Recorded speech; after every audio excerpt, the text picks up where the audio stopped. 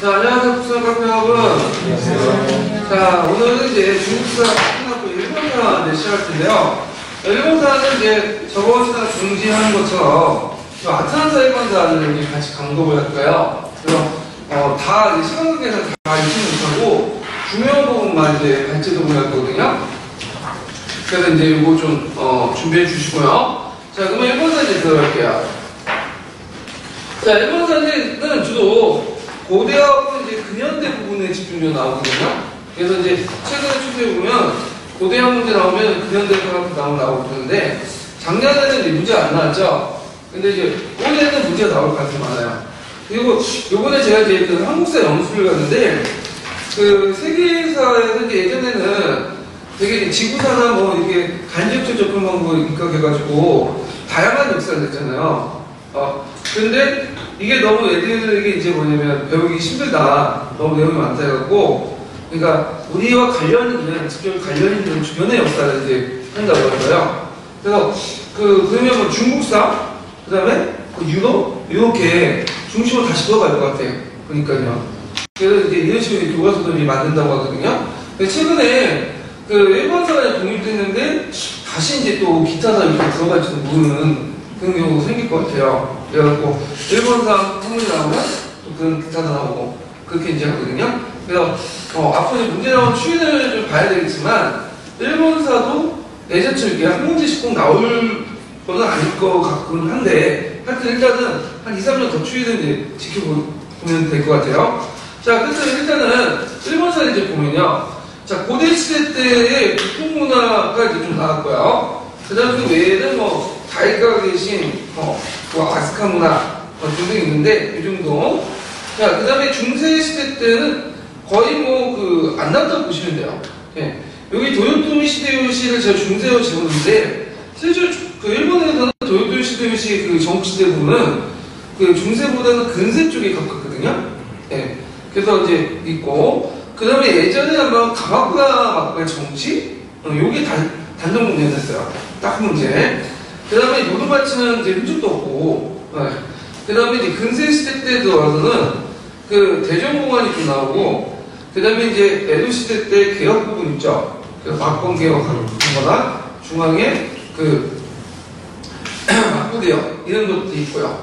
그 다음에 이제 그 에도시대 때 문화 이런 그리고 그 개혁 이후에 그 전체적인 이제 일본 그 정치나 이런 것들이 이제 한번 나왔거든요. 자, 그 다음에 근현대 부분인데 근현대 부분이 제일 많이 나올 것 같아요. 그래서 당연히 많이 나오는 게 메이지 유신인데요. 메이지 유신 개혁 관련된 부분은 예전에 한번 계속 언급이 됐었거든요. 근데 최근에 또 안 나오더라고요. 예. 근데 이 부분이 너무 중요하기 때문에 나올 가능성이 되게 많아요. 이 부분이.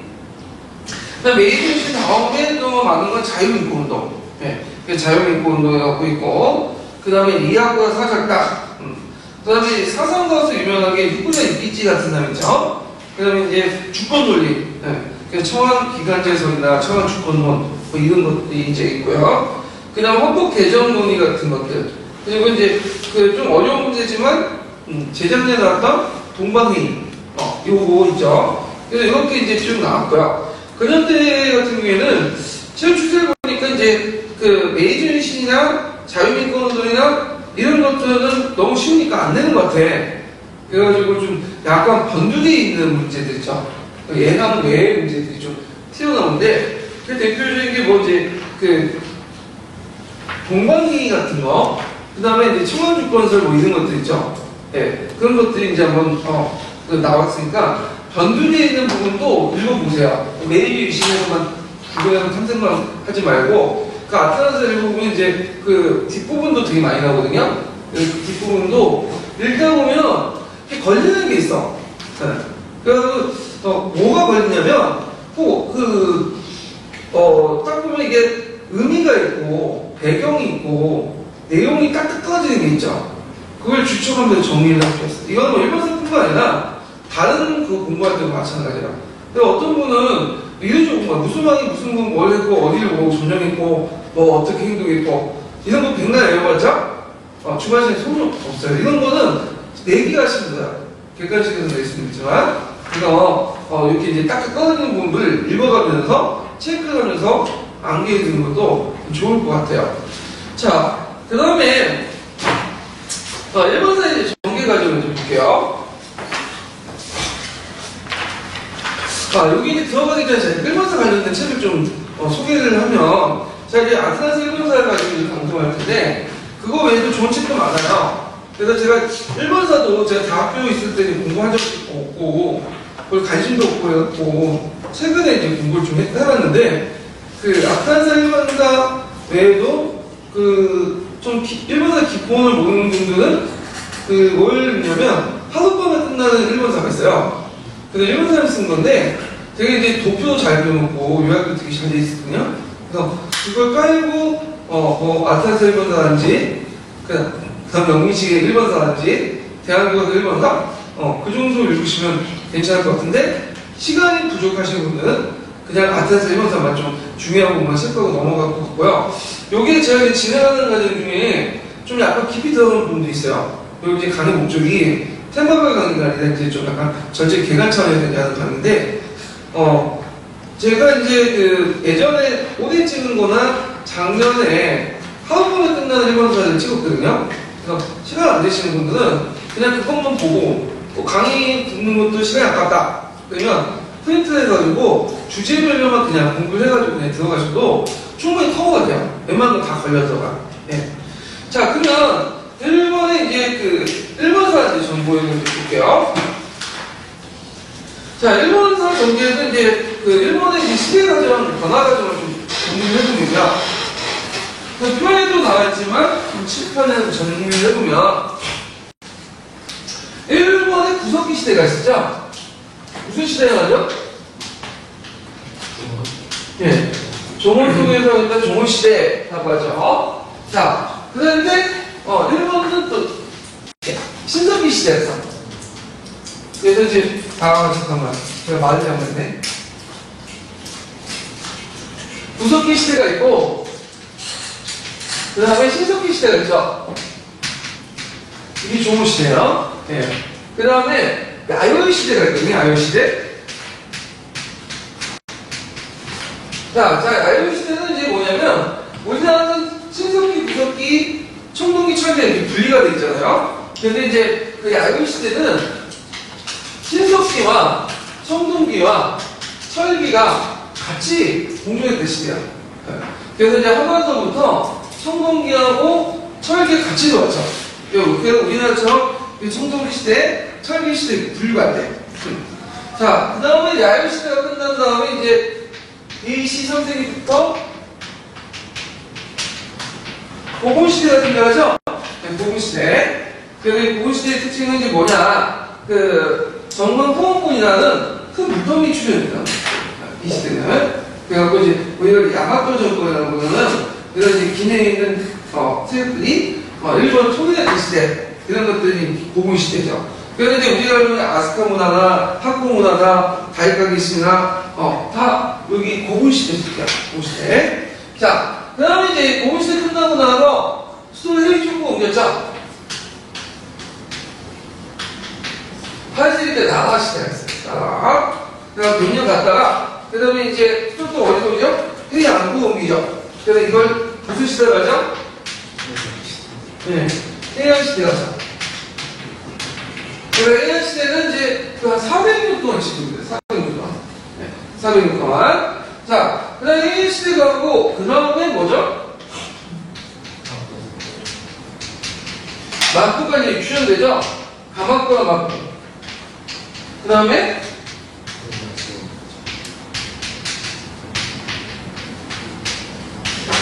물맞춤 막부 있는데, 가마꾸와 막부에서 물맞춤 막부 넘어가기 전에 중간에 청왕이 2명 있었던 시대가 있었죠. 중국의 일본에서 남북조 시대라고 하는데, 그래서 이제 있고, 그다음 물맞춤 막부 말기에 오니에난이 나잖아요. 그 계기로 해서 이제 다이모드, 정국 다이모드 등장하죠. 이게 정국 시대죠. 그러다가 이제 오다 노무하다가 어느 정도 통일한 다음에 그걸 완전히 통일시킨 사람이 누구냐? 도요토미 히데요시. 도요토미 시대요시. 그다음에 이제 도요토미 시대요시가 이제 죽고 나서 무슨 받고 넘어가죠? 에도 받고. 그 다음에 1868년에 무순신 에이지신. 요 과정에서 이제 그 일본의 역사가 시작됐다, 진행됐다 이렇게 좀 보면 되겠죠. 자, 뭐 간단한 거지만 이렇게 이제 한번 언급을 했고요. 자, 일본의 구석기 시대를 보죠. 자, 예전에는 일본은 구석기 시대가 없다고 봤어요. 네. 그래서 이제 있는데, 근데 군마현에 이하츠쿠 유적지가 발견되죠. 1949년에 발견됐는데, 이 이하츠쿠 유적지가 발견되면서 타제석기가 발견됩니다. 그러면서 구석기 문화가 있다는 걸 입증이 돼요. 그래갖고, 그때 이제 그 시대를 선토기 시대라고 하거든요. 선토기 시대는 뭐냐면, 토기를 사용하지 않는 시대. 이런 시대다. 근데 뭐, 이거 시험 문제도 안 나올 거고, 그 다음에 이제 조몽시대 들어가죠, 조몽시대.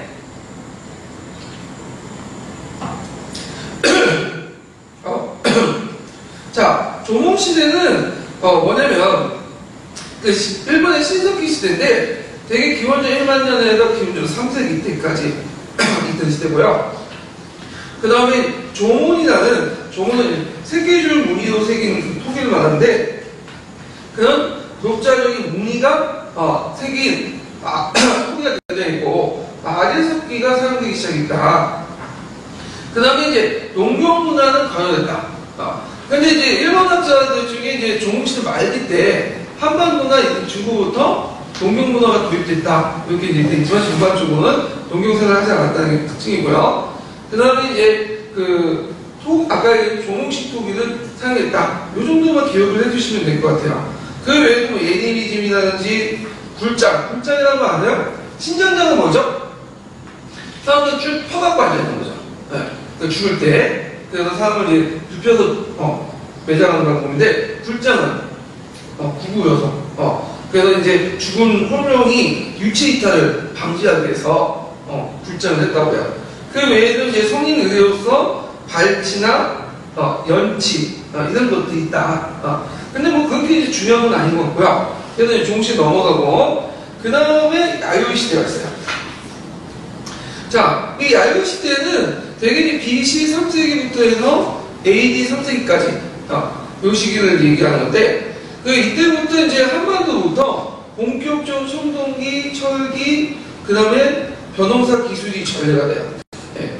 그래서 이제 그 야요이 시대 특징을 보면 청동기와 철기가 한반도부터 동시에 들어온다는 거예요. 근데 이제 철기 제작 기술은 아직 없죠. 철기 제작 기술은 언제 등장하냐면 나중에 백제로부터 5세기 후반에 가서야 철기 제작 기술을 받아들이죠. 자, 그래갖고 이제 있고, 또 이 시대를 또 무슨 시대라고 하냐면 금속 번용 시대라고 해요. 네. 왜 금속 번용 시대죠? 청동기, 철기와 신석기가 같이 나오는 이 시대 때문에 금속 번용 시대를 한다. 그 다음에 야요이 토기를 또 사용하기 때문에 야요이 시대를 한다. 그리고 이제 이 시대의 또 특징이 뭐냐면 코니를 사용하는 코니가 중요해요. 코니는 뭐냐면 부족국가. 그러니까 우리만 하면 이제 나라 국자 있죠? 그 나라 국자 일본에서 코니 이렇게 있거든요. 그래서 이제 코니들이 이제 등장해서 서로 이제 상호 경쟁하고 싸웠던 그 시대였다. 이렇게 보시면 되죠. 그래서 이런 여러 가지 코니들은 한반도와 중국부터 여러 가지 문물 제도를 받아들여요. 네. 그런 과정에서 이제 중국 기독에 조금씩 일본의 부족가들이 나타나기 시작하죠. 예. 그래서 이제 거기에 이제 보면 나타나기 시작하면서 이제 그들의 생활 풍습이나 이런 것들을 기록을 하기 시작해요. 그래서 이제 하는데, 그래서 이제 보면 사진을 보면 중국에 나와 있는 사진을 이제 보면 예를 들어서 노고광이라는 사람이 후한과 교류를 해가지고 강모제로부터 인술 타사받았다. 그래서 한외 노고광이라는 인쇄를 도장을 받았는데, 이 도장이 나중에 농부가 밭을 갈 때 나중에 발견돼요. 애교시대 때. 그리고 이제 좀 있다가 그 위즈 웨이전에 보면 한국지 위즈 웨이전 있죠? 그 웨이전에 보면 거기에 누가 나오냐면 그 야마타국의 히미코라는 영화입니다. 히미코. 그래서 이 야마타국의 히미코 여왕이 그 중국과 조공을 했고 학자들은 그 30개 쿠니 중에 거기 언급된 30개 쿠니 중에 가장 큰 세력이다 이렇게 이제 보고 있거든요. 그래서 이제 그 야마타국의 위치에 대해서 두 가지 설이 있어요. 하나는 표시설이 있고 하나는 기내설이 있거든요. 그러면 요걸 이제 좀 이해하려면 그다음 참관의 문물 교류, 일본어 문물 교류 과정을 이제 좀 풍문을 이제 알 필요가 있어요.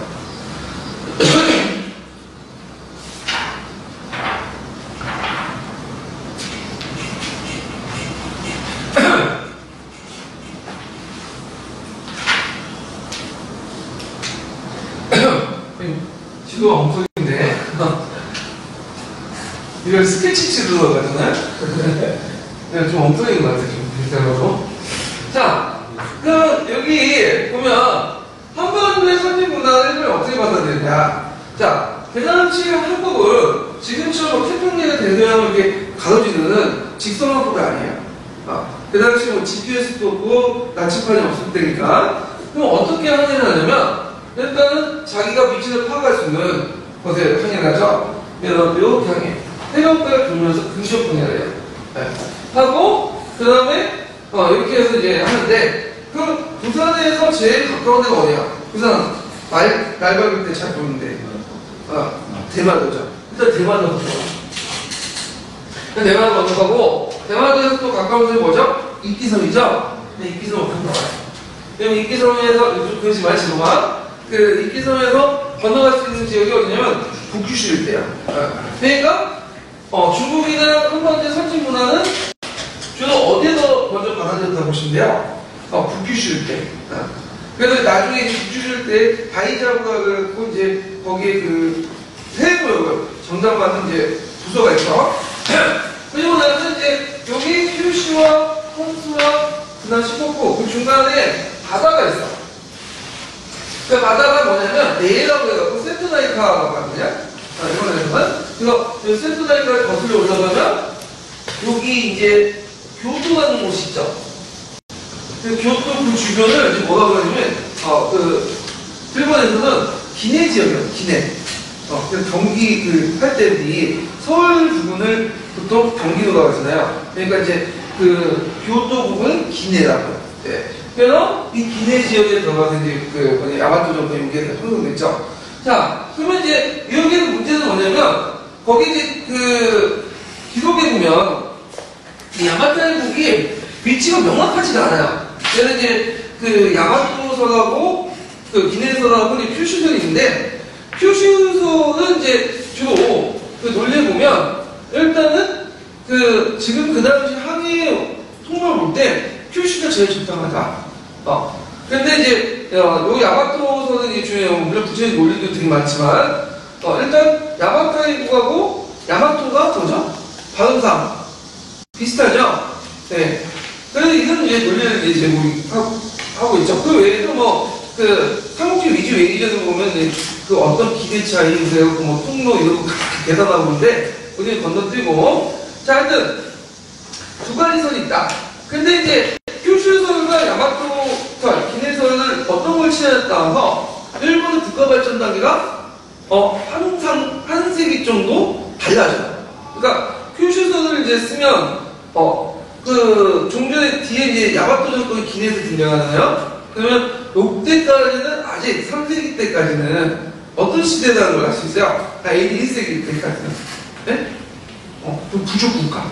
부족국가가 그리고 자유발전 연맹하고 부족국가 정도 이렇게고 그러면 이제 기내에서로 이렇게 하면 이 야마토 정권이 이미 AD 1세기 전후에 갖고 뭐예요? 상당히 세력을 갖춘 정권이 되죠. 연맹하고 정도 세력을 갖고 있는.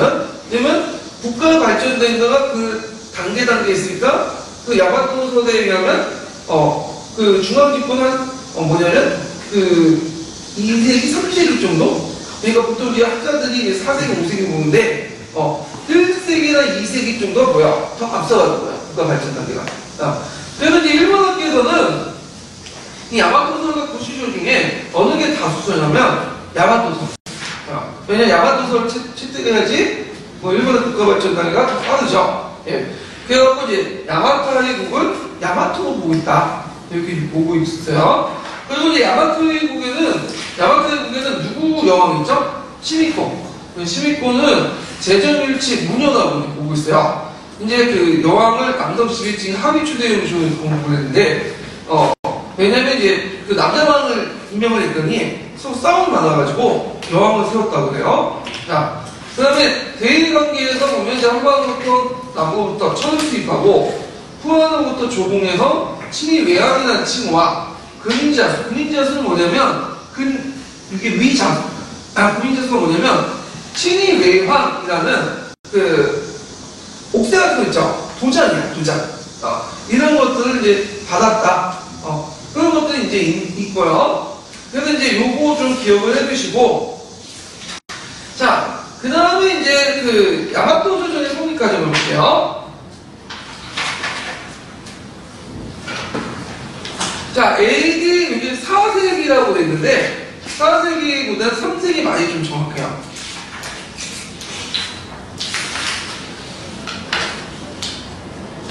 자, AD 3세기 말에서 7세기까지를 이제 고분시대라고 하는데, 고분이라는 건 뭐죠? 고분이라는 것은 옛날 무덤이죠. 그래서 이제 전국적인 그 고분이 보급되고, 야마토 정권이 점점 이제 기내 그 지방 정권에서 전국 정권으로 이렇게 확대되는 그런 가정 시대가 고분 시대다. 그래서 아까 얘기한 것처럼 이 시대에는 이제 아스카 문화라든지 팍고 문화라든지 그 다음에 이제 야마토 정권의 어떤 그 시대, 이렇게 보시면 되겠죠. 자, 그러면 이제 일본의 고분의 변화가 이제 이렇게 있어요. 정기, 중기, 후기 이렇게 있는데, 정기 때는 이제 주로 기내 센토나이 연안에 이제 형성이 되고 있는데, 여러 가지 그 고분들이 있어요. 원분 있고, 방분 있고, 방분은 뭐죠? 네모난 거죠? 그 다음에 우리가 알고 정막 후원분이 있고요. 근데 이제 중기 때, 4세기 중기에는 6세기 때 거대한 정막 후원분이 있는데, 그래서 정막 후원분은 여기 모양을 보시면 알겠지만, 그 앞에는 뭐죠? 반영이고, 그 다음에 뒤에는 그 원형이죠. 네. 그래갖고 이제 있고, 이게 이제 여기에 그림상을 보면 되게 작은 것 같은데 되게 커요. 피라미드가 훨씬 크다고 그래요. 네. 그래갖고 거기 정막 후원분을 만들 때 그 주변의 땅을 파가지고 그 올리죠. 그러면 그 밑에 이제 구덩이가 생기잖아요. 그 구덩이는 뭘로 메우죠? 물로 메워요. 그래서 이제 그 정방공원분이 아주 큰 정방공원 보면 마치 그 호수 속에 성이 있는 것처럼 이렇게 돼 있어요. 예. 그래서 되게 이제 그 여기에도 이제 정방공원분에서 이제 보면 앞에 방향은 주로 제사를 지내는 곳이야. 그 다음에 뒤에 원형 부분은 시체를 간이 있고 부장품이 있고 이런 것들이 이제 용도로 썼다. 그래서 이제 여기에 좀 눈여볼 게 뭐냐면 마구 같은 점이에요. 마구. 중국이나 우리나라는 예전부터 말이 있었는데 일본은 말이 없었어요. 말이. 그래서 그 언제 이 말이 도입됐느냐 학자는 논쟁이 있는데 야요리 시대 정도? 그래서 이제 그 고군 시대 때 원래 보급됐다 이렇게 보고 있는데, 자, 그래서 이제 그 당시 마구가 등장했다는 거는 일본의 정통 문화 외에도 한반도로부터 문화가 들어왔다는 소리도 있거든요. 그래서 이제 이걸 기반으로 해갖고 뭐 그 무슨 문화설, 기만민족설 이렇게 주장을 하고 있는데, 자, 하여튼 요 시대 때는 이제 아까 얘기했던 그 야마토 정권이 일본 역도로 세력 확대됐던 시대다. 그래서 자기의 권위를 가시하기 위해서 뭘 만들죠? 커다란 무덤을 만들기 시작해요. 근데 이제 후기 때 들어가면 이제 상황이 바뀌어요. 후기 때 들어가면 무덤 규모가 작아지면서 이제는 이제 한반도식의 해결식 속실군, 특히 백제계통의 해결식 속실군이 들어오는데, 그러면서 이제 그 매장자도 귀족 외에도, 왕 외에도 여러 이제 유족 농민이나 호상이나 이런 사람 다양한 사람들이 있어요. 그러면 이제 이때 무덤 규모가 적어졌다는 것은 6세기 이후에 왕권이 약화됐다. 이렇게 해석할 수 있을까 없을까요? 없죠? 왜냐면 이제 무덤 규모가 작아도 왕권이 항복됐기 때문에 무덤을 크게 만들어갖고 뭐 할 필요 없어. 1년간이야. 그래갖고 이만큼 이제 6세기, 7세기에서 가면 왕권이 강해졌기 때문에 더 이상 무덤을 크게 만들어갖고 자신의 권위를 내세울 필요 없다. 여기 보시면 되죠. 그래서 이제 이때는 6세기 때는 뭐가 도입되죠? 한반도부터? 불교가 도입되죠. 불교가. 그래갖고 이제 나중에 지금 우지라는 게 있어요. 일본은 시족이거든요. 우지라는 건데 시족마다 불교 사찰을 만들어. 그걸 우지대다라고 하거든요. 네. 그래서 6세기 때는 이렇게 무덤을 크게 만들어서 자신의 어떤 가문이나 왕권을 나타나는 것보다는 큰 사찰을 만들어서 권위를 표현하는 거죠. 그래서 이제 그 권위를 표현하는 방식이 달라졌다. 이렇게 이해를 해 주셔야 될 것 같아요. 그래서 이제 이렇게 이제 있고, 그 다음에 이제 이 과정에서 야마토 정권 5세기 때 정쪽 호주 연합정부를 발전해서 5세기 후반에서 6세기 때 각 지역을 이제 지배자, 통제를 강화하는 중국의, 일본의 일본의 통일국가로서 이제 모습이 갖춰졌다. 이렇게 보시면 되죠. 자, 그 다음에 6세기 아스카 시대인데요. 그럼 아스카 시대 넘어가기 전에 잠깐 이제 관련된 것, 그러니까 일본의 고대국가 고고 시대에 관련된 부분을 한번 읽고 넘어갈게요. 자, 아스카 22페이지 좀 보세요.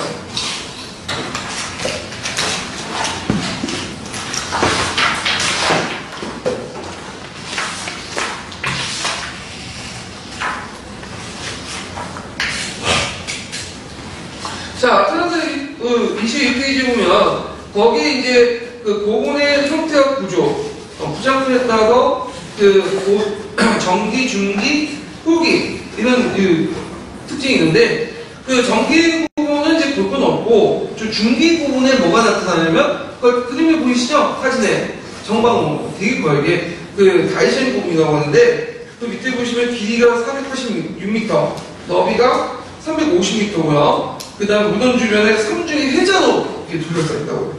네. 그래서 되게 큰 부분이 있고, 후기 때는 뭐가 도입됐다고 했죠? 한반도로부터 행렬식 석실군이 도입이 됐다. 이 내용들이 있어요. 그러면 전기를 건너뛰고 중기부터 한번 읽어볼게요. 이게 수식을 좀 돼서 22페이지 두 번째 중계 부분부터 해갖고 뒤에 도와도 좋을 것이다. 한번 읽어볼게요. 중기의 고분은 전기에 비해 규모가 커지는데 가장 큰 고분은 기나이 지역에서 조형되었다. 그러나 5세기 당시 스쿠시 기기 게노 지역 등에도 기나이 지역에 필적할 만한 대형 고분이 조형된 것으로 보아 기나이 세력에 필적하는 세력 집단이 각 지역에도 있었음을 알 수 있다. 따라서 기나이의 야마토 세력이 일본 열도를 정치적으로 통합해 가기 위해서는 이들 지역 세력을 완전히 복속시켜야 했다. 후기의 고분은 한반도계 무제의 횡령식 석실이 도입되어 그 내부에 사자의 관을 놓고 관의 주위에 동경, 무, 마구 등을 부장했다. 새로운 장례 의식에 동반하여 자량의 토기가 부장되고 화려한 마구와 금속재의 장신구 등이 중시되었다. 횡령식 석실은 5세기 말 국제의 영향을 받아 나타난 것으로 보인다. 5세기 후기 6세기 전반의 고분의 형태와 구도가 변화한다. 기나이의 일부를 제외하고 전방 후원분의 규모는 축소하고 그 수도 전국적으로 감소했다. 이것은 야마토 정권의 길이와 스쿠시 등의 대호족 세력에 대한 지배를 강화한 것과 관련이 있다고 해석된다. 그리고 기나이 지역의 전방 후원분도 6세기 중엽 이후에는 완전히 소멸했다. 이후에는 주로 원분이 조용되었는데 규모도 현저히 작아지고 게다가 7세기 중반 이후에는 조정으로부터 무덤 조형에 대한 각종 규제가 내려와 과거와 같은 거대 구분은 완전히 없어졌다. 무덤 규모의 축소는 6세기 불교가 들어온 뒤 왕족과 지배층을 중심으로 불교식 화장이 보급되기 시작한 것과 연관된다. 한편 줄시의 고분에는 기나이 지역과는 다른 장식 고분이 출현했다. 당시 일본 열도의 고분 내부에는 우리나라의 무덤에서 보이는 것처럼 벽화를 동반한 고분은 거의 없는데 그런 점에서도 줄시의 이 장식 고분이 이채롭다. 한반도에 있는 나라들과의 교류 흔적을 보여주는 것으로 보아도 좋을 것이다. 예. 그래서 이제 장식 부분 같은 특징들을 한번 파악해 두시면 될 것 같고요. 그 다음에 이제 뒷장 잠깐 넘어가 보면 여기 이제 5세기 때 그 당시 이제 야마토 정권이 일본 전국을 이제 장악할 수 있었던 걸 알 수 있는 게 뭐냐면 송소에 보여. 이때 송소라는 것은 그 남제 송소 있죠? 남조에. 그래서 이제 송소의 거기 외국전에 보면 5세기 들어서 찬진재흥무 같은 외 5명의 왕들이 조공을 축복받았다. 그 내용이 있거든요. 예. 그래서 이때 이제 잠깐 외왕들이 그 중국과 교류해서 이제 조공 축복만을 내렸다는 걸 알 수 있는데, 그러면 그것은 외를 대변하는 정치 세력이 중국과 대등 그 외교를 맺은 만큼 외를 대변하는 정치 세력이 존재했다는 거죠. 그래서 보통 이제 이 시기를 이제 기점으로 해갖고 야마토 정권이 나는 전국을 장악을 했다, 일본 전국을 이렇게 보고 있는데, 이 외왕의 그 5명이 누구냐, 이것이 이제 옆에 있는데, 요거 가지고 좀 논쟁도 있고 그래요. 근데 우리가 그 논쟁까지는 할 필요 없겠죠? 요 정도만 있고 넘어가시면 돼요. 예. 그 다음에 다시 넘어가서 6세기 때 넘어가요. 6세기.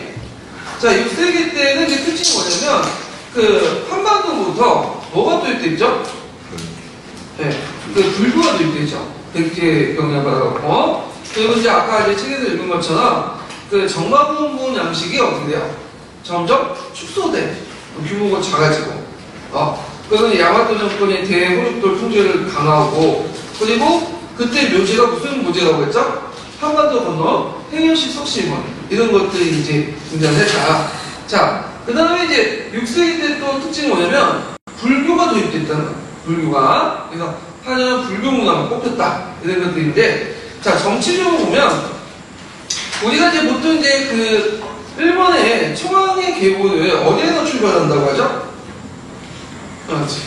네? 진무청왕이라는 그 황제였죠? 그래서 그 진무청왕이가 있는데 이제 일본 신하가 있잖아요. 그래서 이제 이자나미하고 이자나기가 뭐냐면 또 남매간인데 결혼해가지고 아마테라스 쭈꾸미 스사노를 낳게 되고, 그 중에 아마테라스의 그 뭐냐면 그 후손이 누구냐면 그 진무청이죠. 그래서 일본에서는 그 우리의 당군 같은 존재가 누구예요? 아마테라스 여신이야. 그러는데 하여튼 이거는 일본의 신화에 불과한 거고, 실제 일본의 지금 그 뭐냐면 황족 그 청왕의 계통은 언제부터 이제 보고 있냐면 그 게이타의 왕조로부터 보고 있어요. 원래 게이타 왕조는 오미 지역에 있었던 그 가문인데, 이 가문이 그 6세기 전후로 해가지고 등장을 해가지고 뭐냐면 기내 지역을 장악해서 오늘날 청왕계의 계보를 짓게 되고 있다, 이렇게 이제 보고 있거든요. 근데 이 게이타의 왕조는 어떤 왕조와 연결, 백제 계통하고 연결되어 있지 않나, 이렇게 이제 학계에서는 보고 있어요. 그래서 예전에 한번 청왕이 우리의 그 선조는 백제계와 연계되어 있다고 공식 선언한 적 있죠? 요거 이제 연결시켜서 이제 보시면 돼요. 자, 그래서 이제 이때부터 그 또 하나의 특징이 뭐냐면 아스카 문화를 해갖고 불교가 발전됐는데, 특히 불교 문화를 이제 주도했던 가문이 있어. 어떤 가문이죠? 소가시죠. 소가시. 그래서 이 소가시는 원래도 이 어디에서 건너온 왕조라고 이제 그 가문이라고 보고 있냐면 그 백제 계통. 그래갖고 이제 백제 계통의 이제 그 가문을 보고 있는데, 이 소가시가 뭘 받아들였냐면 백제 불교를 받아들였어요. 그러면서 이제 그 백제 일본의 불교를 확대시켜 나가죠. 근데 일본 불교 확대하는 과정에서 이게 처음부터 그냥 자연스럽게 받아들이는 거 아니에요. 왜냐면 일본은 정통신이 많죠. 그래서 일본은 신의 나라라고 할 만큼 뭔가 다 신이 있어요, 얘네들은. 그러니까 기존의 통치신을 믿었던 그 사람들 반발을 불러일으켜요. 그 대표적인 가문이 뭐냐면 모노노베시예요. 그래서 이제 그 모노노베시와 소가시가 그 당시 이제 서로 싸움을 하게 되는데, 그 과정에서 누가 이겼죠? 소가시가 이제 이기게 되죠. 그래서 이제 나중에 권력을 장악하게 되는데, 자, 하여튼 그 소가시 가문의 그 핏줄이었던 그 쇼토쿠 태제를 중심으로 해갖고 그 당시 아스카 지역에 일본 최초의 불교 문화인 아스카 문화가 탄생이 됐다. 그래서 이제 그 당시 아까 말한 것처럼 무동 규모가 적어두면서 뭘 만든다고 했죠? 우지대라. 그래서 사찰 있죠. 우리식으로 따지면 원찰. 그래서 이제 대표적인 게 포도사라든지 이런 그 사찰들이 있다. 이렇게 좀 기억을 해두시면 될 것 같아요. 예. 거기 그 동대사 불상은 좀 지우세요. 동대사는 나중에 생기고 포도사 같은 그런 불상 그 사찰들이 많이 만들어졌다. 이런 것들 좀 기억을 해주시면 되고요. 자, 그 다음에 그 불교가 이제 수용이 되는데 불교는 그 당시 불교는 뭐가 연결됐냐? 신토와 결합했어. 신토. 그래서 이제 신토가 결합됐는데, 근데 이게 뭐가 뭐냐면 신불습합사상이라고 하죠. 네. 그래서 이 신불습합사상의 특징은 본지 수적사상인데, 여러분도 알다시피 본지와 수적은 뭐죠? 본지는 부처나 보살, 수적은 뭐죠? 그 지방의 토착시. 그러니까 그 토착시 본지가 수적이 될 수 있고 수적이 본지의 모습을 띌 수 있는데 대개는 일본에서는 토착식 수적이 무의 모습을 띠죠. 부처나 보살의 모습을 띠죠. 근데 일본도 있고 좀 신라도 있죠. 신라는 뭐죠? 부처와 보살이 어떤 모습을 띠죠? 그것이 여기 토착식 모습을 띠요. 이게 좀 다르지만 둘 간의 신불습합 형상이 등장을 했다. 예. 그 다음에 이제 그 불교 이렇게 있고요. 그 밑에는 이제 아까 얘기를 했고, 자 그래서 이제 이런 특징들이 있고요. 그 다음에 이제 여기에서 그 일본 불교 접화 과정을 제가 학법에 있는 일본에서 낸거 내용을 한번 정리해봤어요. 그래서 이제 아까 얘기했처럼 이제 6세기 때 소가실 중심의 불교가 공식적으로 전례가 됐고요. 쇼트쿠테지가 적극적으로 보급됐고, 그 다음에 나라 시대 때는 그 진호국가 불교를 만들어요. 진호국가에서 불교가 등장하는데 진호국가는 뭐냐면 부처님의 심을 통해서 일본을 보호하고자 하는 그 사상이죠. 그래갖고 그때 이제 대표적인 초왕이 누구냐면 송무초왕이 있어. 송무초왕이 있어갖고 이 송무초왕이 나중에 이제 북분사다 해갖고 북이라는 건 뭐죠? 그 일본의 큰 행정대가 뭐예요? 북이죠, 북. 북마다 분 나눠서 사찰을 설립해서 그래서 남자 사찰, 여자 사찰, 비구니 사찰 이렇게 해갖고 했는데 그 중에 이제 그 제일 큰 게 뭐냐? 아까 이제 지우다리 했던 동대사죠, 동대사. 나라 시대 때 도다리사라고 하죠, 일본말로. 도다리사에 가보면 동대사에 가보면 큰 대문이 있잖아요. 네. 그때 만들어진 거예요. 자, 그 다음에 해양 시대 같은 경우에 보면 그 현세 이익을 불교를 들어가고 그때 좀 눈여볼 게 뭐냐면 정토교가 이렇게 등장해요. 정토가 등장하면서 불교가 어떻게 되죠? 대중화된다. 그래서 정토교는 해양 시대 도입돼서 가마쿠라 시대 때 확대된다. 이렇게 보면 되고요.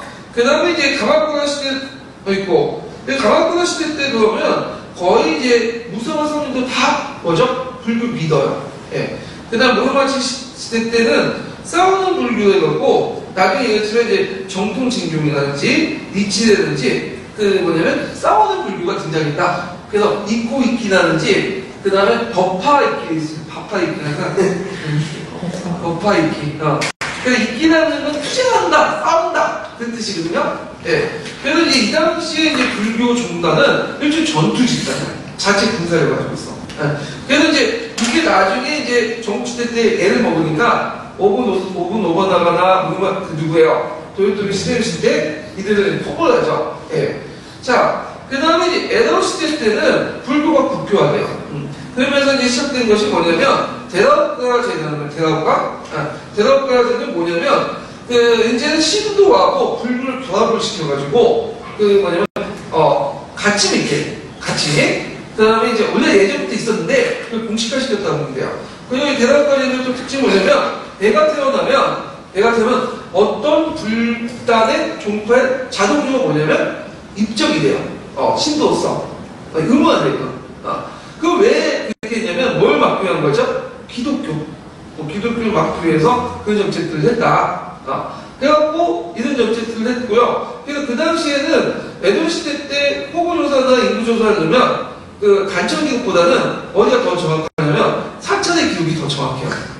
왜냐면 그 다 등록돼 있으니까. 예. 그런데 메이지 시기 때 불교가 또 타락당하죠. 그때 이제 신분 분리령이 되는데 왜냐면 신도를 분리시켜서 신도의 최고는 누구를 누르는 거야? 청하고 불교가 있는데 불교가 서로 연합되면 이게 안 되는 거야. 그래서 이제 그 불교를 떼버리려고 신도를 되게 강화시켜서 신도의 최고 수장으로서 청하를 들어서 어떤 영적인 권위를 마련하려고 했는데 불교가 있으면 거기에 뭐 보살도 섞이고 누구 섞이고 부처도 섞이고 그런 거죠. 그래서 신불 분리령을 내렸다. 그리고 신도를 뭐냐면 국교화시키려고 되게 노력을 했어. 근데 그건 안 됐어. 왜 이러면 외국의 눈치가 보여. 국교시킨다는 건 제정일치 국가잖아요. 어느 나라는 이슬람 국가 중에 그 어떤 사우디아라비아.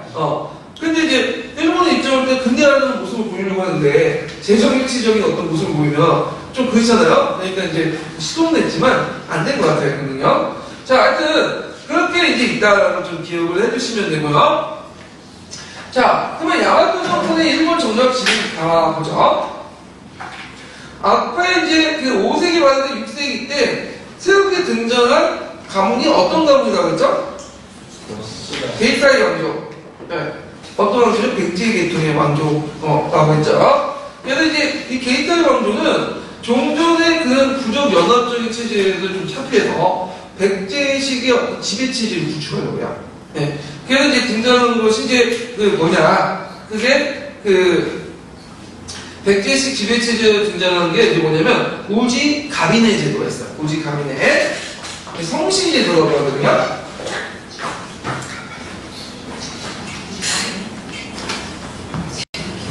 뒷부분에 있어요. 뒷부분에 오지 가비네 제도. 저기 보이시죠? 오지 가비네. 그래서 이제 그 대학원 일본사도 있고 그 다음에 여기 읽어보시면 아타스 일본사도 있는데 좀 정확한 거는 딱 교내 두 개를 제가 비교를 해봤어요. 근데 대학원 일본사가 좀 정확한 것 같아요. 이 부분은. 예. 그래서 대학원 일본사를 기준으로 해갖고 얘기를 해드릴게요. 자, 여기 보면 오지 가비네 이런데 오지는 시족을 의미해요. 시족. 가비네는 뭐죠? 우리 보통 이제 성을 쓰잖아, 성을 의미해. 자, 근데 성은, 고대시대 성은 오는 사람이 쓸 수 없었죠. 어떤 사람만 썼죠? 특수한 귀족층. 일본은 마찬가지야. 그래갖고 이제, 보면, 일본은 그 야마토족은 그 일종의 시족 연합정권이에요. 오지가 여러 개 모여가지고 만든 그 시족 연합정권인데, 근데 이제 그 오지에도 그 등급이 있어. 등급이. 그러니까 모든 시족이 우지는 아니에요. 시족 중에 상위 부족이 우지야. 우지. 그리고 이제 우지라고 해서 다 모두 가비네를 받는 건 아니야. 우지 중에 일부만 가비네를 받아. 저는 이제 가비네를 이제 누가 받냐면 우지에서 이제 우지를 보면 시족의 구성을 보면요. 시족의 이렇게 구성을 보면 이렇게 있는데, 자, 이 시족 안에 이제 내용이에요. 자, 여기 보면 이제, 여기도 이제 피라미드 형태가 있어요. 자, 여기서 제일 높은 사람이 누구냐면, 오지노 카미라는 사람이 있어. 카미. 그래서, 오지노 카미라고 하면, 카미 하면, 신을 모시는 사람이라는 뜻이야.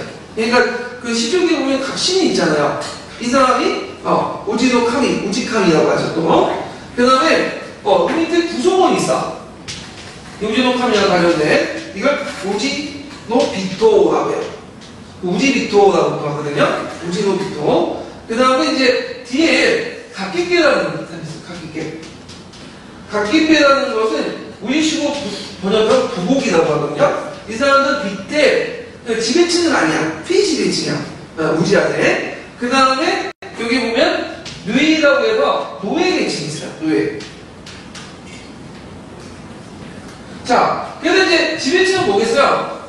오지노 카미하고 오지노 비토죠. 예. 그래서 이 사람들이 그 우지 중에 그 야마토 정권과 직접 관련되어 있는 우지들이죠.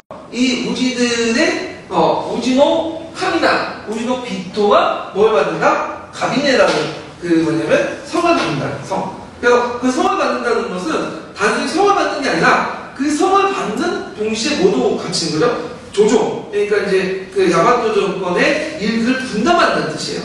역할이 분배가 돼 있어. 그래서 그 보통 이제 고대국가가 발전되면 각 간청이 있고 그 간청에 따른 뭐죠? 전문적인 간원이 있고 그걸 이제 역할 수행하잖아. 그게 아니라 일본에서는 어떤 시족이 무슨 역할을 하면 경찰을 담당하며 어떤 역할은 뭐 재정을 담당하고 어떤 역할은 뭐 어떤 시족은 뭐 군사를 담당하고 이렇게 각각의 시족마다 뭐냐면 역할이 있어요. 그 역할은 뭐에게 주어지죠? 그 가민에 주어진다. 그래서 이제 이걸 뭐라고 하냐면 우지 가민의 제도라고요. 이해되시겠죠? 자, 그래서 이건 이제 복잡한 구조가 가지고 있고요.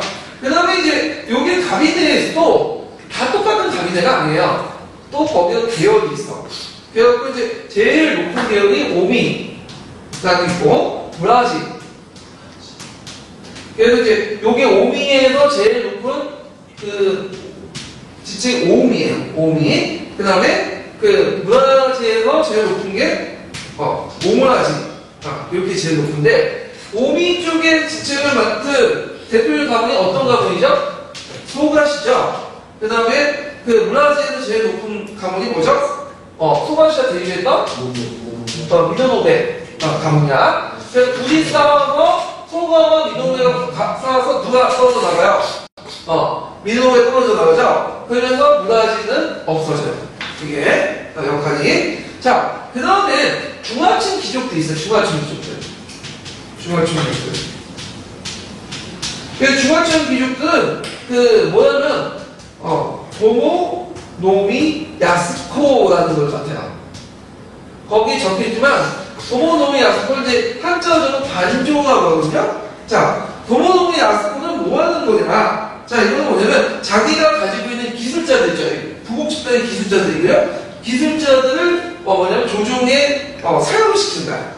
그래서 조정에 필요한 물건들을 자기 밑에 있는 부배들은 이용해갖고 사용시키는 거. 이게 뭐냐면 도모노미 야스코예요. 전문 뭐라고요? 장인 집단. 이렇게 보시면 되겠죠. 자, 그 다음에 요건 중화층 기준이고 요 밑에 또 뭐냐 지방 기준이 있어요. 지방 기준들. 자, 지방 기준들도 다 역할이 있어요. 그게 뭐냐면 여기 이제 밑에 책에 나왔지만 군인농이나 스코치가요? 너무 이름이 길어. 도미노미야? 스코. 도미노미야, 맞나? 이거 위에고, 도미. 이거 위에고요. 이거 맞네요. 이거는 아까 얘기한 거고, 이거 다른 거예요? 군인농이야? 스코치라는 게 있어요. 군인농이야 스코치는 뭐냐면, 재직 통치권을 통치자를 임명인데 자식을 인지로 찾아요. 그리고 미학계를 해야 돼요. 미학계 주요 뭔가 미학계. 미학계라는 건 뭐냐면 이건 이제 그 한자로 적으면 주창이라고 해요. 주창이라고 하는데 이건 뭐냐면 항시이 관리하는 창고야. 창고. 근데 이 창고에 항상 토지가 있어.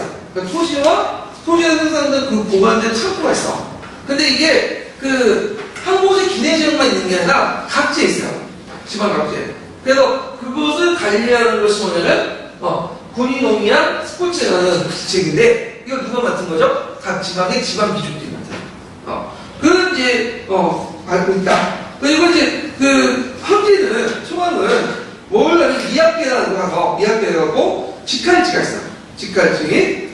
각계 직할지가 있고 이 직할지를 누가 관리한다고요? 지방호전이 군인농이야 스포츠가 이제 관리한다. 이렇게 구성이 됐다. 복잡하죠? 네. 그래갖고 이런 그 시스템을 만들어냈다는 거죠. 네, 괜찮은가? 근데 이런 시스템이 중국식 율령체제로 바뀐 것이 언제 됐냐? 뭐죠? 다이카기 시스템. 다이카기 시스템은 용전에 이런 백제계통의 어떤 종교에 들어왔던 통치 구조를 어떤 형식으로? 당의 율령체제로 바뀌는 거예요. 행정구역체제로. 그래서 요거 뭐 굳이 알 필요 없는데 그 종전의 당의 율령체제에 들어오기 전에 지배체제는 뭐라고만 기억하시면 돼요. 오직 가민의 제도. 요 정도만 기억을 해두시면 돼요. 자, 그래서 이제 무제가민의 정도는 그 후에 이제 율령체제가 도입돼도 없어지진 않아요. 그래서 가비대라고 하고 이걸 이용해갖고 항제골도 강화시키는 그런 계획이거든요. 자, 하여튼 그런 것들 이제 좀 보시면 되고, 자, 그러면 관련된 내용을 일본사에서 한번 찾아서 읽어볼게요. 아트란사 일본사 26페이지.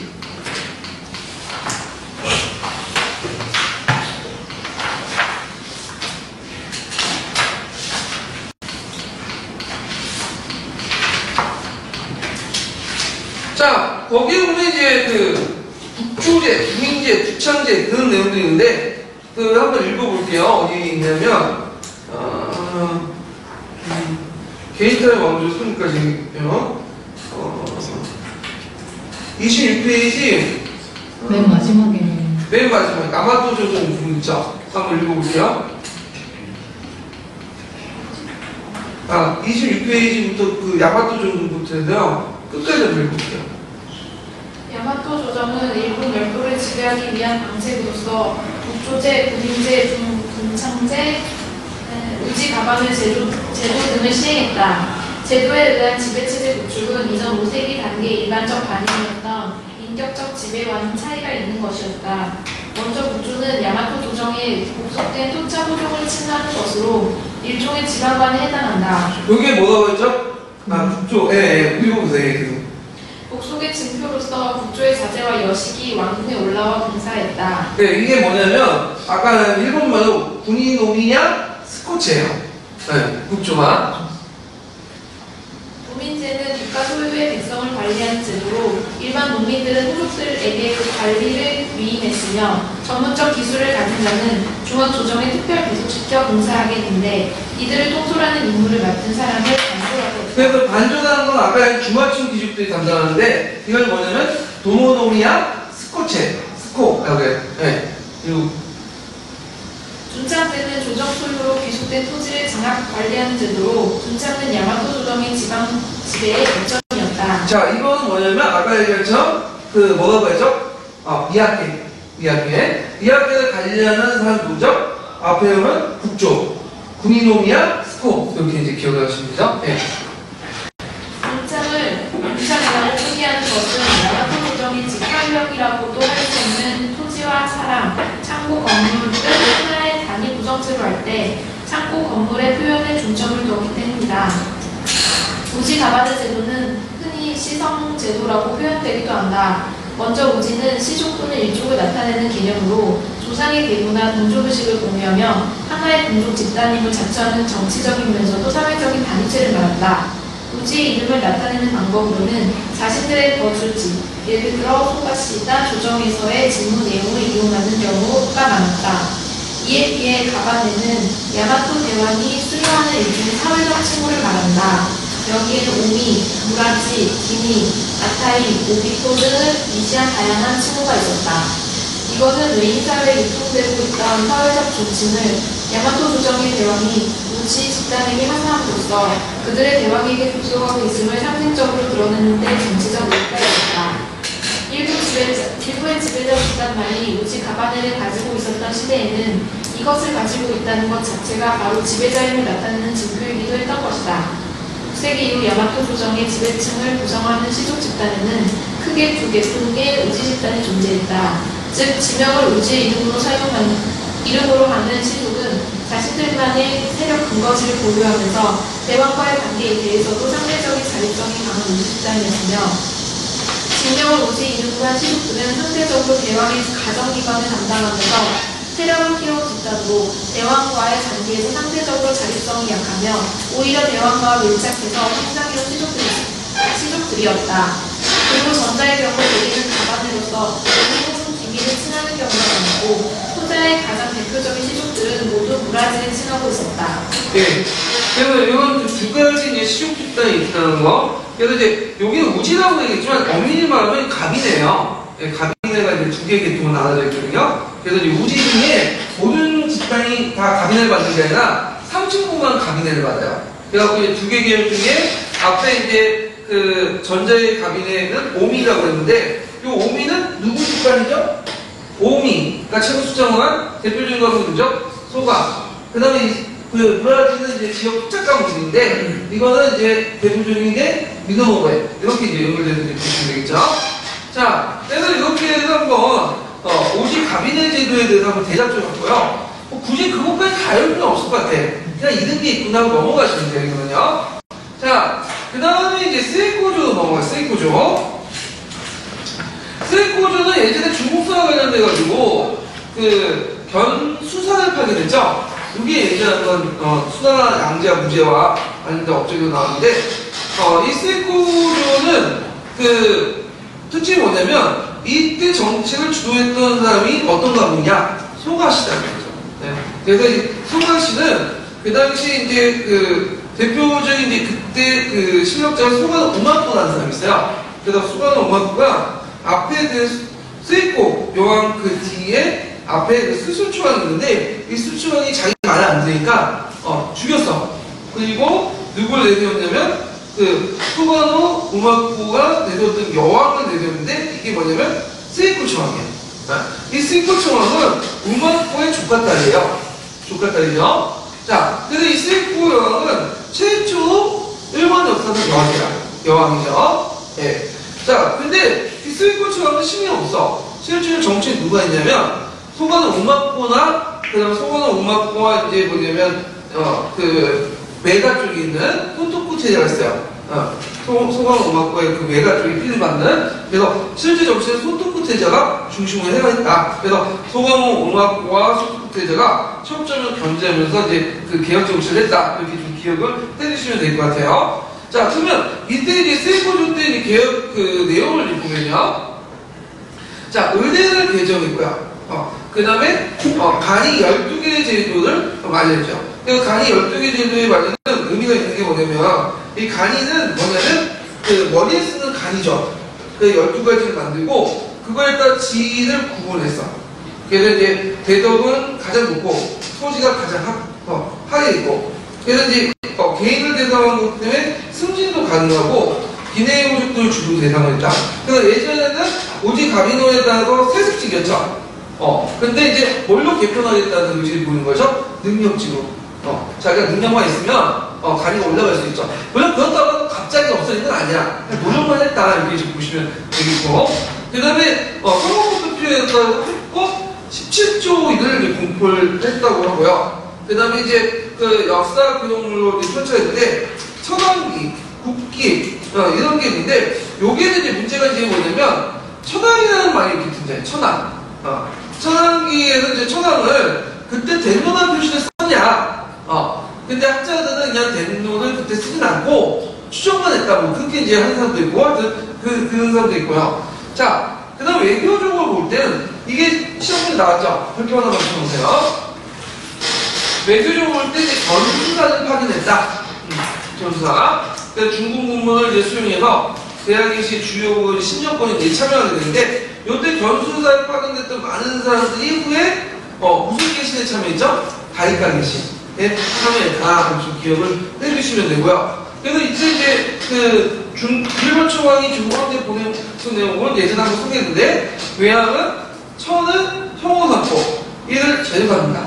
이걸 이제 수나 문제한테 보낸 거고요. 수나 양제한테 보낸 거는 해가 뜨는 동방의 천재가 해가 뜨는 서방의 천재에게 굿을 보낸다.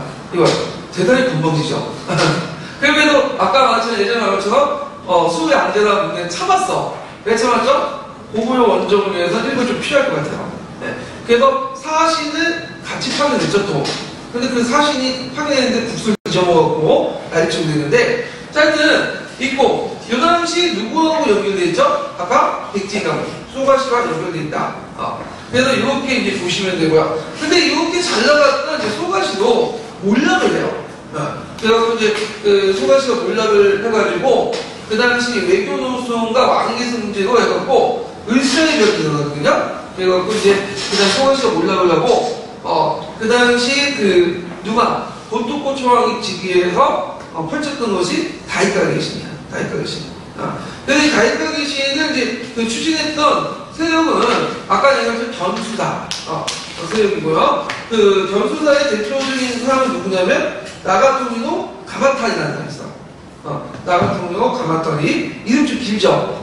그 다음에 소가시를 쳐냈는데 그 중요 역할을 했던 그 사람이 누구냐면 나가노에 현장을 했어요. 나가노에. 그래서 나가토미노 가미카즈는 후에 어디 가문의 시조가 될까요? 후지와라. 후지와라 많이 들었죠? 나라이라 시대 때 그 아주 정권을 휘둘렸던 가문의 시조가 이 나가토미노 가미카즈예요. 나중에 후지와라 가문 그 성을 받게 되죠. 그다음 나가노 황제는 나중에 어떤 청왕이 되죠? 덴지 청왕. 네, 덴지. 그래서 이제 그렇게 이제 바뀐다. 그 중요한 건 아닌데, 그러면 그때 이제 소가시가 몰랐던 결정적인 계기가 뭐냐면 외교 노선이거든요. 왜냐면 그때 이제 그 다이가 계신이 일어날 때 그 시대는 어떤 시대였냐면 7세기 정도예요. 7세기. 그러니까 7세기면 수단 제국이 등장하고 막 복잡하게 되잖아. 당나라 자기 나라를 어떻게 구경할 줄 모르잖아. 신라가 커지고. 그래서 그 당시 나가노 그 황태자와 그 다음에 이런 그 견소세력은 종전 친백제의 노선이 아니라 어떤 노선을 가려고 했냐면 친신라 노선도 같이 해야 된다. 근데 소가시는 뭘 내세우죠? 친백제. 거기 대입을 하게 된 거죠. 그러면서 그걸 가정해서 이제 을사일병에서 그 당시 그 뭐냐면 소가시를 쳐내고 정권을 이제 뭐냐면 다시 조정으로 반환하는 그런 과정을 되게 되죠. 그래서 이제 행한 것이 다이가 계시냐. 예. 자, 그러면 여기에서 이제 좀 한번 읽어볼 게 뭐냐면 그 아칸사 일본사 31페이지 보세요.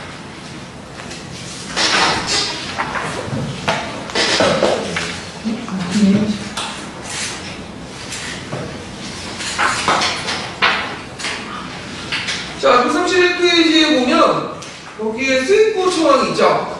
스이코 초항 보이시죠? 예. 그래서 이제 한번 읽어보는데 30페이지 두 번째 단락부터 해갖고 31페이지 넘어가면 후지와라 시조가 되었다까지 한번 읽어볼게요. 스이코 천왕과 동이 천왕이 불을 이어 고교표 천왕이 642년에 즉위할 무렵 주변국에서는 정변이 연이어 일어났다. 641년 고구려에서 연개소문의 쿠데타가 발생하였으며 이어 백제에서도 의자왕이 반대파 왕족과 기종을 추구했다. 그리고 고구려와 백제의 공격을 받은 신라는 당과의 관계를 심화시켜 나갔다. 당과 고구려의 어디 있는 거예요? 네. 거기 30페이지에 보면, 그러니까 여기 30페이지 보시죠? 네. 30페이지 두 번째인가요? 592년 거기부터요? 네, 592년. 592년? 아닌데? 예, 이렇게 되나요? 착각했어요. 592년. 592년 스슌 천왕을 암살한 소가시는 곧바로 스이코 천왕을 세웠다. 스이코 천왕의 시대는 쇼토쿠 태자와 소가노 옹학포가 천왕을 보필하는 체제로 전개되었다. 하지만 스이코 천왕은 모친이 쇼토쿠 태자는 부모가 모두 소가시를 통했기 때문에 사실상 소가시가 정권을 장악하고 있었다고 볼 수 있다. 스이코 천왕의 시대는 많은 업적을 남겼다. 관이제 시행, 헌법 17조 제정, 국사 편찬, 각종 군주 미래 정비 등이 이루어졌으며 600년에는 수의 사신을 파견하여 그동안 단절되어 있던 대중국 관계를 재개시켰다. 한반도에 대해서도 기존의 친백제 노선을 기조로 하면서 친신라, 친고구려 정책을 전개하여 많은 선진 문물을 입수할 수 있었다. 스이코 천왕과 조미희 천왕의 뒤를 이어 고교쿠 천왕이 642년에 즉위할 무렵 주변국에서는 정변이 연이어 일어났다. 641년 고구려에서 연개소문화 쿠데타가 발생했으며 이어 백제에서도 이자왕이 반대파 왕족과 기종을 추방했다. 그리고 고구려와 백제의 공격을 받은 신라는 당과의 관계를 심화시켜 나갔다. 당과 고구려의 대립이라는 기본 구도에 백제와 신라가 가세하면서 남북 세력 대 동서 세력의 대립이라는 형태로 국제관계가 재편되었다. 외국에서는 645년 을사의 변이 발생하여 소가시가 타도되었다. 고교쿠 천왕은 즉시 정변의 주역인 고토쿠 천왕에게 양해했다. 고토쿠 천왕은 국정을 쇄신하고 친당 신라 노선을 추구했다. 이때의 기억을 다이카 개신이라고 한다. 개신 정권의 핵심 세력은 고토쿠 천왕을 주축으로 한 나가노오의 황자와 이들을 연계한 핵심 인물 나가토미노 가마타리 등이었다. 나가토미노 가마타리는 훗날 덴지 천왕으로부터 후지와라시의 손을 하사받아 후지와라노 가마타리가 되어 후지와라시의 시조가 된다. 네.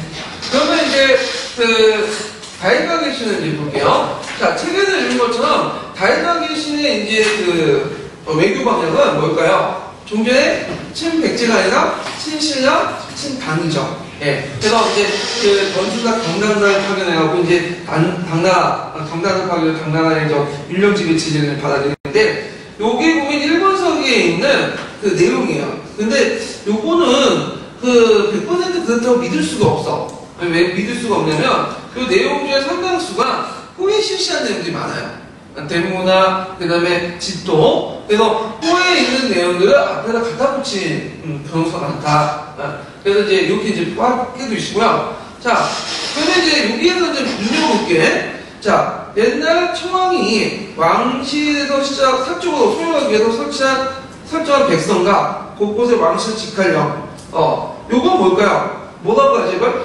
두착, 미학계라고 하죠? 그 다음에 이제 여러 호족들이 사적으로 소유한 부곡의 백성, 그걸 사유를 폐지한다.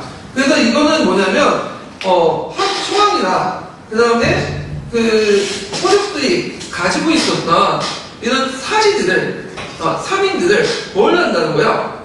공지하고 공민하는 거야. 그러면 청왕은 국가의 제일 높은 사람이니까 거기에 속하는 그 청왕과 속하는 그 국가의 공지 아니냐, 국민 아니냐, 그게 아니죠. 이거는 국가에 속하는 게 아니라 뭐죠? 청왕 개인에 속하고 청왕 항시에 속하는 거지. 그래서 이게 중요한 내용 중에 하나가 뭐냐면 그 사지 사민을 폐하고 뭘 한다? 공지 공민하는 거야. 그럼 공지 공민하고 국가가 모든 토지를 다 가져서 국가 소유권 갖고 그 땅이 어떻게 되죠? 다시 나눠주는 거야. 그래서 이 나눠주는 법을 무슨 법이라고 하냐? 반전수수법이라고. 반전수수법. 예. 그래서 이제 중국식으로 말하는 거죠? 균전제죠. 그리고 그 반전수수법 하려면 뭘 해야 되겠죠? 호적이나 이런 것들 작성해야 되겠죠. 인민이 파악해야 될 거예요. 국가 직접 지배하려면. 그래서 이런 것들은 이제 정부의 토지의 인민을 지배한다는 의미가 있고요. 그러면 반전수수법을 이제 나눠주면 그냥 나눠줘요? 그에 대한 대가가 있죠. 그래서 균전제가 아까 전에 부병이나 조용을 한 것처럼 마찬가지로 군사의 역이나 조용도 놔둬야 돼요. 그래서 이제 아까 반전수법과 조용조와 군역은 소 3일체예요. 여기에서 마찬가지고. 그 다음에 이제 지방행정구역을 이제 정비를 해요. 앞에 언급한 것처럼 이렇게 그 오지 가미가지에 대해서 되게 이제 복잡하게 돼 있잖아요. 그러니까 이제 이거를 중국식 지방제도 바뀌어. 자, 그리고 중국식 지방제도나 이제 중앙관제도 바뀌는데, 일단 이제 일본 고대 율령체제에서 이제 그 중앙조직은 무슨 제도? 삼성육부제도를 수용해서 약간 번영한 2간 8성제에 들어오셨어요? 네. 그래서 2간 8성제는 그 태종관하고 신관 이렇게 나누고 태종관 밑에 뭘 두죠? 8성을 두죠. 그 다음에 이제 지방제도는 세 단계 나오죠. 제일 큰 지방단위가 뭐죠? 국. 그래서 국은 중앙에도 국사를 파는 거죠. 국사를. 그 다음에 단위가 뭐죠? 군은 현지 호족들 임명해요. 그 다음 니는 현지에서 임명하고. 그래서 이제 국, 군, 니. 그래서 국가는 어디 단계까지 파견돼요? 국사를 파견하죠. 국사. 예. 그래서 이제 이렇게 해서 이제 행정제도 개편을 했다. 이렇게 좀 기억을 해주시면 될 것 같아요. 그 다음에 수도를 어디에 옮기죠? 아스카에서 나니와. 그래서 이제 나중에 수도를 한번 정리해 볼 텐데, 그 나니아는 오늘날 말하면 오사카예요, 오사카. 오사카는 어느 도시냐면, 여기 이제 그 기내 지역의 입구에 있다. 입구. 그래갖고 그 오사카가 옮기는데, 그 오사카를 누가 만들었냐? 백제계통을 만든 거죠. 그래서 이제 이 오사카를 왜 옮길까요? 아스카 문제에서 오사카를 옮겼다는 것은 신라와 당의 문문을 효율적으로 받아들이게 한 거죠. 예. 그래서 이제 그렇게 했다. 그 다음에 이제 종전에 그 가비네 집을 파지하고 가비네트라는 이제 세습학을 폐지하고 간이제 식성기를 만들어서 전문 간청이나 간이를 줬다. 뭐 이런 그 개혁들을 하죠. 근데 이제 여기에서 이제 주요한 부분은 요때 자기가 계실 때 한 게 아니라 이 모든 내용 다 한 건 아니고 뒤에 했던 내용들을 천천히 했던 내용은 뭐죠? 앞에서 추준하는 소급해갖고 이렇게 추천하는 그런 내용들이 많다는 거. 그래서 해주시면 되고요.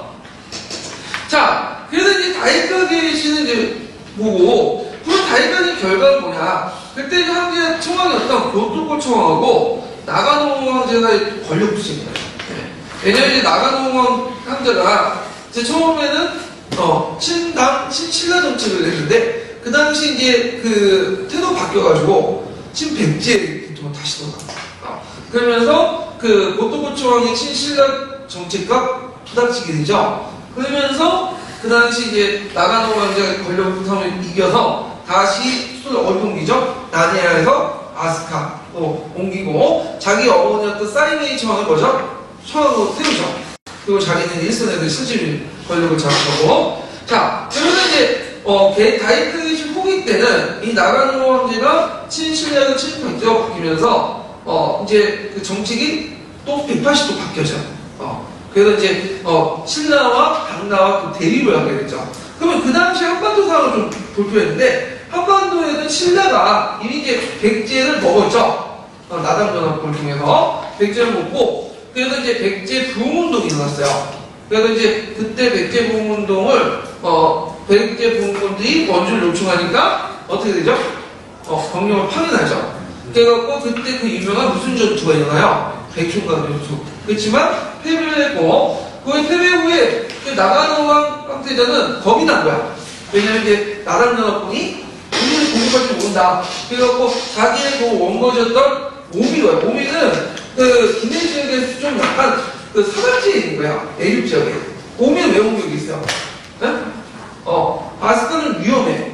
그러니까 오미 옮겨서 나당연합군이 오면 좀 방비하려고 옮긴 거죠. 예. 그리고 나서 그 당시 큐슈와 센토나이크가 연합할 때 그 백제시 상성들을 구축해요. 백제 상성들. 백제 상성들은 왜 구축이 그 백제계 인민들 중에였고 요 통로가 뭐죠? 나당연합군이 올 수 있는 통로가 아니야. 그래서 이제 이렇게 해서 이제 뭐냐면 방비를 했다. 그래서 이제 있고 그 다음에 이제 덴지초와 그 자기 어머니가 이제 죽고 나서 자기가 뭘 하죠? 그냥 청하고 즉위하죠. 그게 유명한 덴지청이죠. 덴지청. 그래서 이제 덴지청이 즉위하면서 이제 오미령을 제정하고 경호원 원정을 작성하고 그런 개혁을 했고요. 그 다음에 덴지청이 죽을 때 원래는 자기 아들한테 넘기려고 했거든요.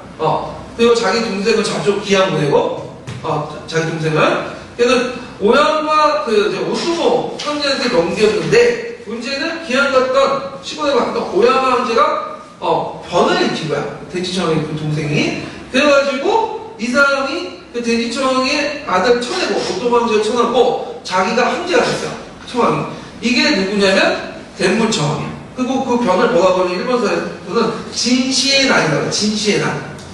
그래서 이제 이 덴문청왕을 거쳐갖고 이제 율령체제가 본격화돼요. 율령체제가 율령개혁들이 본격화되죠. 당연히 율령정치나 이런 것들이 개혁정치가 본격화된다. 이렇게 보면 돼요.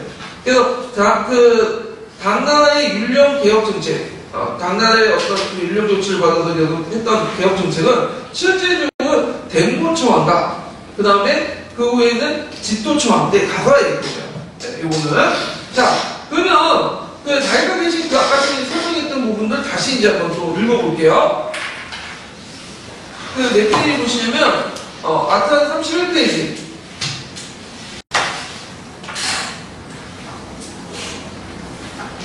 32페이지네요. 네. 자, 32페이지면 아까 전에 읽었던데 흠돼 있죠. 고토부초왕. 네, 즉위 후.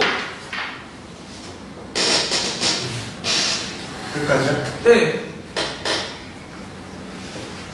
토쿠천왕은 즉위 후 연호를 다이카라고 하고 이듬해인 646년 소위 개신해조를 발표했다.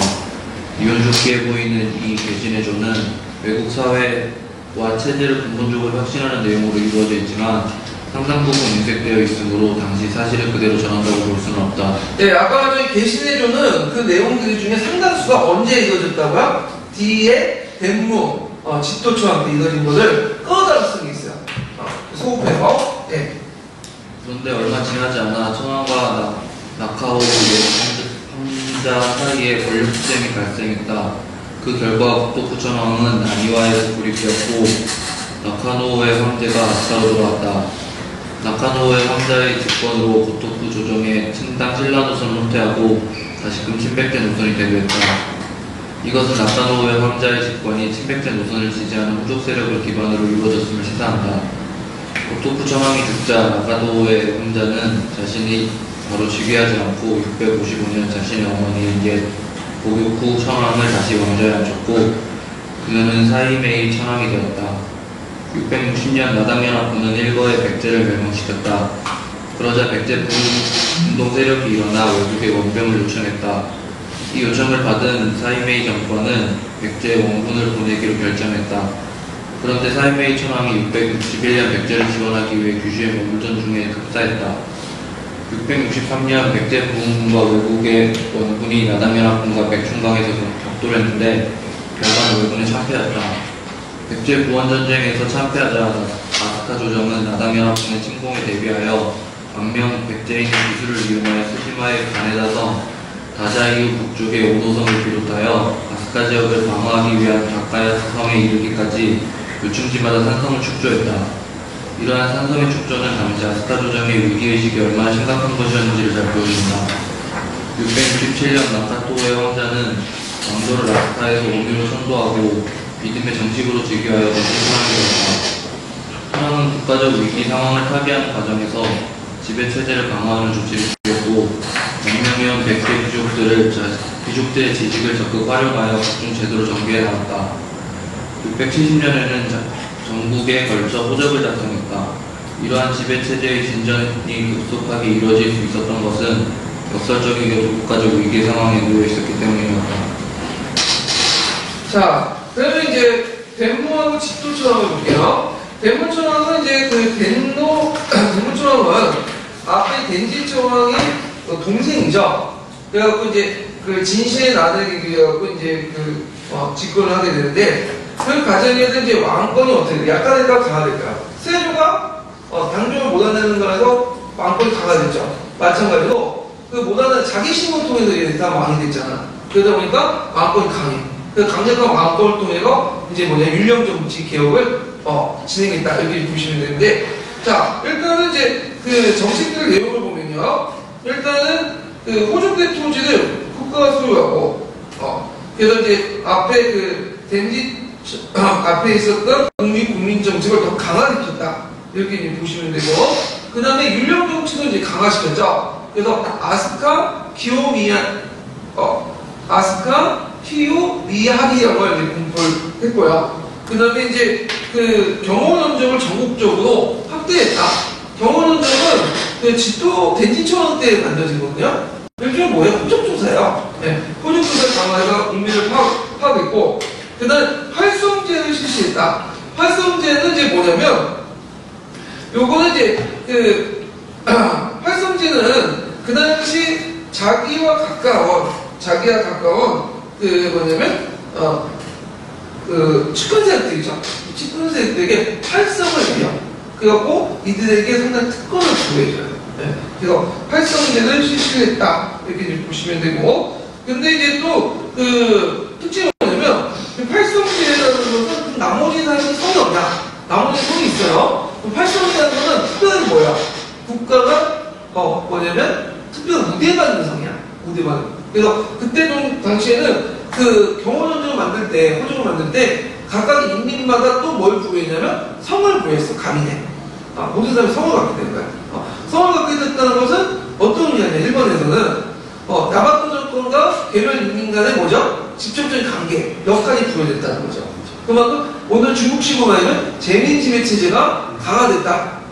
그 중에 특별하게 우대받는 성이 뭐다? 팔성이다. 이 팔성은 상당수가 왕의 측근세력으로 구성이 됐어요. 예, 이렇게 기억을 해주시면 되겠죠. 자, 그 다음에 여기 보면 이제 중앙호족대 국가부터 높은 간이나됐다. 이만큼 이제 중앙호족도 이제 자기 땅에서 생산된 것들 받고 먹지 않고 위에 월급쟁이가 됐다. 그만큼 중앙집권화가 강화됐다. 그 다음에 대왕 대신에 청왕이라는 사용했죠. 그래서 청왕이라는 것을 이제 사용했는데, 청왕을 제 일본말로 뭐라고 하죠? 덴노. 그래서 이제 대왕 대신에 청왕이라는 말을 썼고, 그 다음에 이제 이게 좀 문제는 뭐냐, 혈통이 그 덴지 청왕에서 어느 계통으로 바뀌었다? 덴부 청왕이요.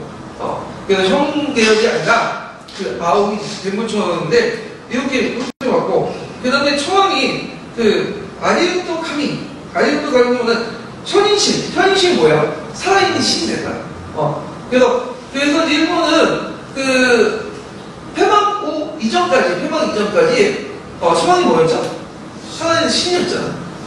그 다음에 이제 그 신교가 됐고, 일본이나 국보성이 있다. 일본이나 국보는 이제 뭐냐, 니혼이라고 하죠, 니혼.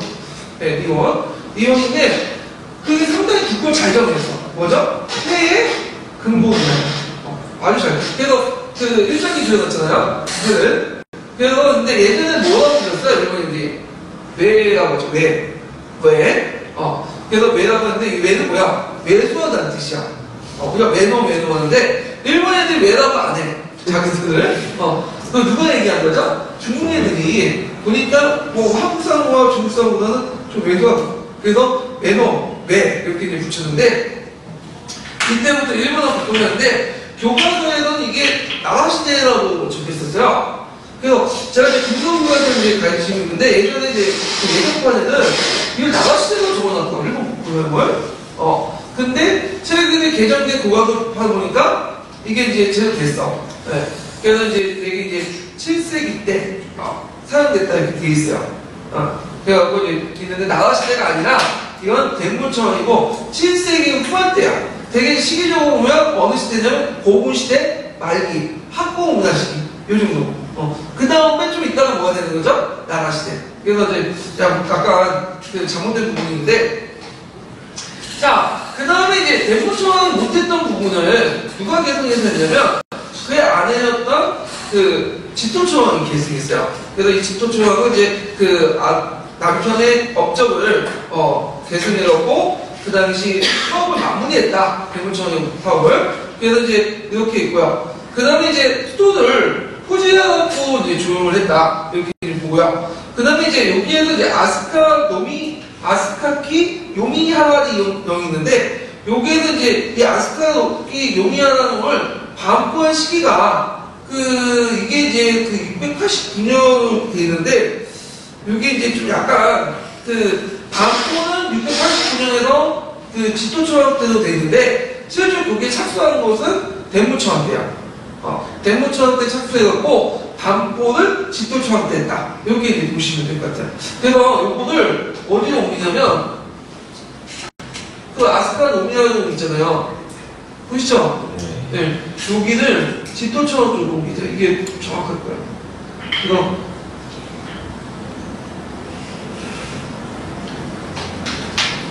그래서 아스카 요미야라는 놈은 대문초왕 때 만들어져서 집토초왕 때 정리를 반포했다. 네. 이게 이제 역사사시니까 뭐 중요한 건 아니에요. 네. 근데 그 이름 정도는 알려주세요. 아스카 요미야라는 놈 같은 경우에는 그 동아시안 군들 나와. 동아시안 군들. 자, 그러면 이제 있고 호지와코는 그 왜 만들었냐? 나중에 듣지만 호지와코를 처음 했던 것은 뭐냐면 종종에는 호라고 하는 것은 경이거든요. 일본어로 경이라는 건 뭐냐면 그저 도시야. 간청이 있고 이렇게 주변에 민가도 있고 이렇게 성이 있는 도시인데, 예전에는 그런 개념의 수도가 없었어요. 그냥 국만 이동을 했어. 국만. 그런데 이제 유령제가 완비되면서 전문 간청들이 생기죠. 예전에 간청들이라는 개념이 없었죠. 왜? 각 시족들이 나눠져 있으니까. 근데 간청들이 생기고 관리들이 생기니까 그들은 거주할 수 있는 공간이 필요한 거야. 간청을 세울 수 있는 공간과 그 수많은 관리들을 잠자리와 그다음 집, 그 다음에 거기에 깔려있는 여러 이제 보조인력들이 머물 수 있는 공간이 필요하죠. 그러면서 호라는 경이 생기게 돼요. 그래서 최초의 경이 후지야였고요. 근데 이 후지야코는 누구의 모델을 받으면 당나라차가 그래서 이제 만들었다. 그래서 이제 이것도 율령정치 체제하고 관련돼 있다는 걸 좀 기억을 해주시면 될 것 같아요. 자, 얘들 이렇게는 이제 한번 뗐고, 그러면 한번 읽어볼게요. 관련된 부분을.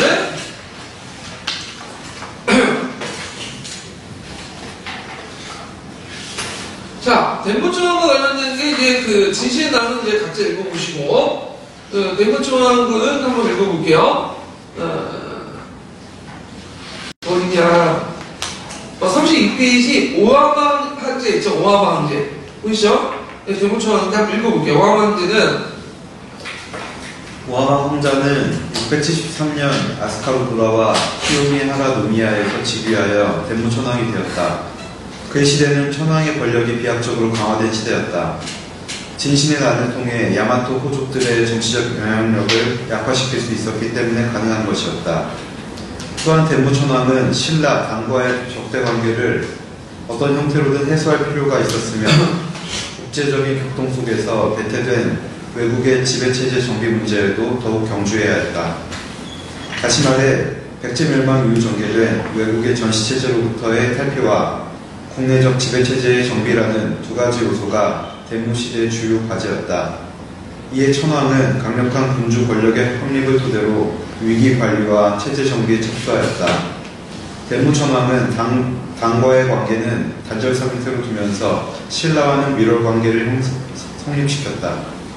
과거의 적국이었던 신라와 우호 관계를 맺어 국제적 고립과 위기감에서 벗어나고자 했으며 이러한 외교 관계를 전제로 외국 내부의 지배체제 정비를 내진할 수 있었다. 또한 신라로부터 체제 정비에 필요한 율령 지식을 비롯하여 수많은 비법을 전수받을 수 있었다.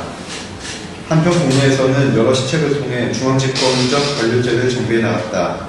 인권과 승진에 관한 제도 및 48개 새로운 위계제를 시행하여 관인 질서를 정비했다. 그리하여 중앙 호족들은 기존의 호족적 성격에서 점차 국가의 녹봉에 의지하는 귀족 관료로 변모했다.